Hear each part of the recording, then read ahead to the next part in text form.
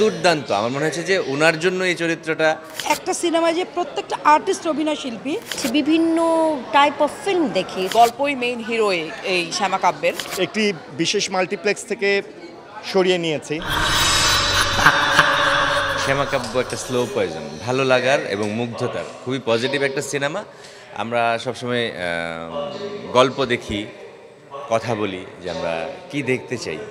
আমি প্রথম দিকে বুঝতে পারছিলাম না যে আসলে কোন দিকে যাচ্ছে। পরবর্তীতে আমি একদম মানে ইনভলভ হয়ে গেলাম আর কি, যে কী একটা জিনিস দেখলাম। বিশেষ করে ডিরেক্টরের মুনশিয়ানা তো অসাধারণ। আর যদি আমি বলি অভিনয়, একটা সেকেন্ডের জন্য মানে সোহেল মণ্ডল বের হননি। দুর্দান্ত। আমার মনে হচ্ছে যে উনার জন্য এই চরিত্রটা মানে উনিই এটার কারিগর, এবং সৌদ ভাই তো অসাধারণ নির্মাতা। সে জায়গা থেকে আমি বারবার যদি তিনবার নাম নিই যে অভিনেতার, সেটা হচ্ছে সোহেল মণ্ডল। অসাধারণ, খুবই ভালো লেগেছে, আমি খুব এনজয় করেছি। মারাত্মক সিনেমা এবং এত সুন্দর স্টোরি সংলাপ, এবং বোঝা যায় যে মানে বদরুল আলম সৌদ ওনার সংলাপ এবং চিত্রনাট্য গল্প একটু ডিফারেন্ট হয়, বাট এটা একদমই রিলেট করা যায়। এবং প্রত্যেকে খুব ভালো অভিনয় করেছে। মানে একটা সিনেমায় যে প্রত্যেকটা আর্টিস্ট অভিনয় শিল্পী, এটা এই সিনেমায় বোঝা গেছে। স্পেশালি আমি একটি নাম বলবো, সেটা হচ্ছে নীলাঞ্জনা নীলা। ফিল্মের যে জায়গাটা, এই জায়গায় সব রকম এখন আমরা আসলে নেটফ্লিক্স দেখছি, বিভিন্ন টাইপ অফ ফিল্ম দেখি। তো সেই জায়গা থেকে আমি বলবো যে খুব সুন্দর। আর সত্য বরাবরই আমার ভীষণ পছন্দের একজন ডিরেক্টর, ভীষণ ওর অনেকগুলো কাজ আমি করেছি। তো সেই জায়গা থেকে বলবো অনেক ভালো লেগেছে।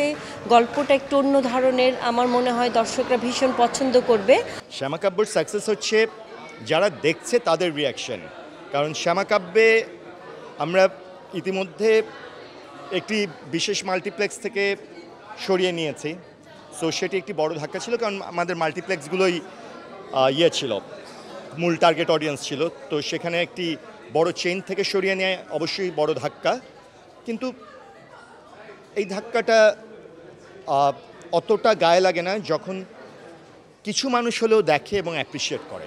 সো আমাদের আসলে প্রথম থেকেই মনে হয়েছিল যে এখানে গল্পটাই হচ্ছে হিরো। এটা আসলেই গল্পই মেইন হিরো এই শ্যামা কাব্যের।